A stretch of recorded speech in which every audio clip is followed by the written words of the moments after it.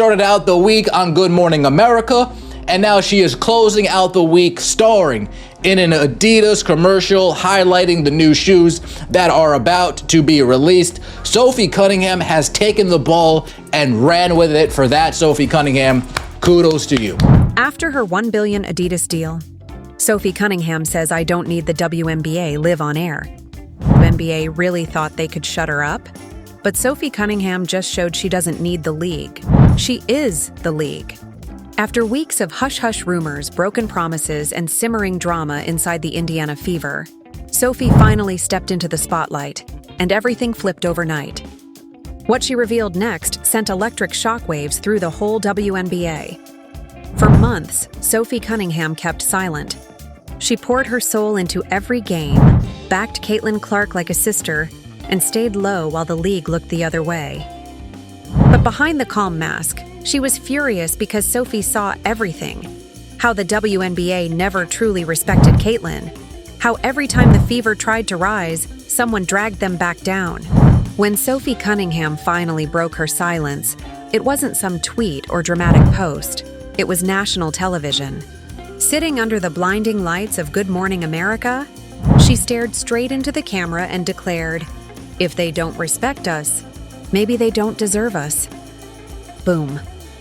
That single line flipped the script. Within hours, the internet went wild.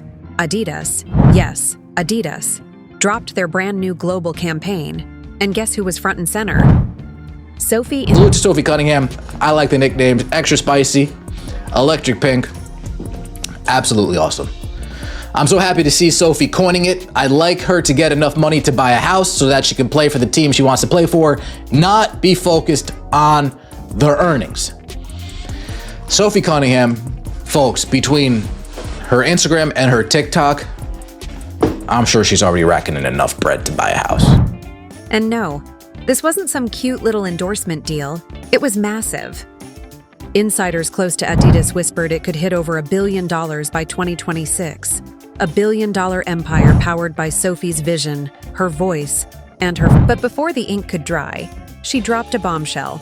She wouldn't sign unless Caitlin Clark was part of it.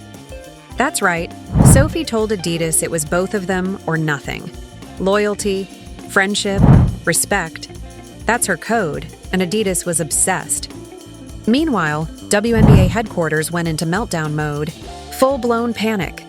Behind the scenes, the Indiana Fever front office scrambled while Commissioner Kathy Engelbert and Coach Stephanie White begged Sophie to return for 2026.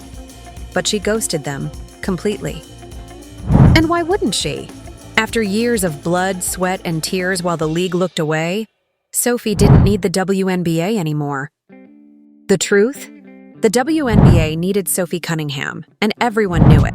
You was just on Good Morning America. You was all over. You got Arby's ads. Now, you're doing a lot of stuff. You're interviewing famous rappers and actors and actresses and all types of stuff. Now, you was doing your thing with the Phoenix Mercury on the sports broadcasting side. Press conferences, quiet whispers morphed into full-blown fear. Players started asking, if Sophie Cunningham walks, who's next? Caitlin Clark? Angel Reese? The once untouchable league suddenly looked like glass ready to shatter. Then came the plot twist. As the Adidas deal hit every headline, Angel Reese, reportedly furious, dropped cryptic emojis online. Insiders spilled that she was crushed after Adidas had rejected her months earlier. And now, Sophie and Caitlin were the new faces of the brand, the same two stars who owned 2025, the same ones Angel once dismissed as media favorites. But here's the real tea. Sophie never chased fame. She earned it. She stood shoulder to shoulder with Caitlin when the league turned ice cold. Together, they created something bigger than basketball, a movement. On Good Morning America, Sophie wasn't selling sneakers. She was dropping truth. Her voice shook, her eyes glistened, but her words hit hard. We play with love. We fight for respect, but respect isn't begged for, it's earned. The studio froze. Every player watching knew she just said what they all wish they could. Anyone says there is a different type of effort and extraness to try to maybe get in their head or try to throw them off the rhythm or whatever.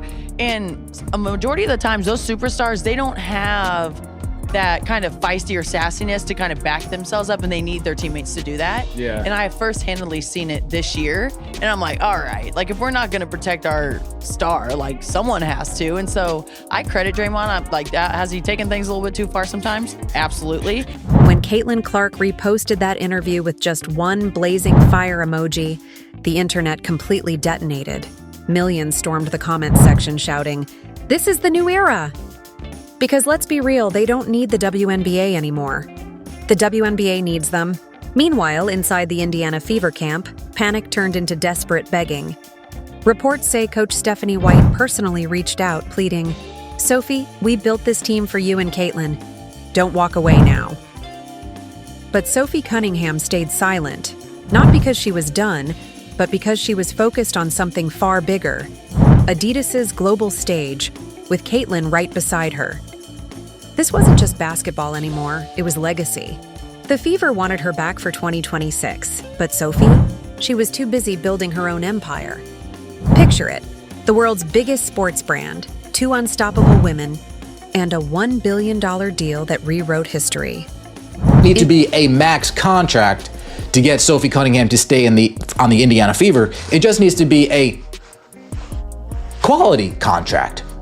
We respect what you've done for our franchise contract. We understand what you contribute to this team contract. We're not going to undervalue your contribution to contract. That's all it needs to be.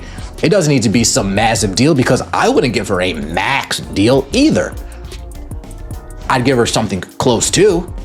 But I can't give you a max deal when I'm getting ready to pay Caitlin a max deal once her rookie contract's up, right? You get the 3rd year, and then you can extend her and hit her with that rookie extension. I'm sure that's going to be in the CBA. You're going to get ready to pay Caitlin a max contract. You're going to get ready to pay AB, I'm assuming the Indiana Fever, a max contract.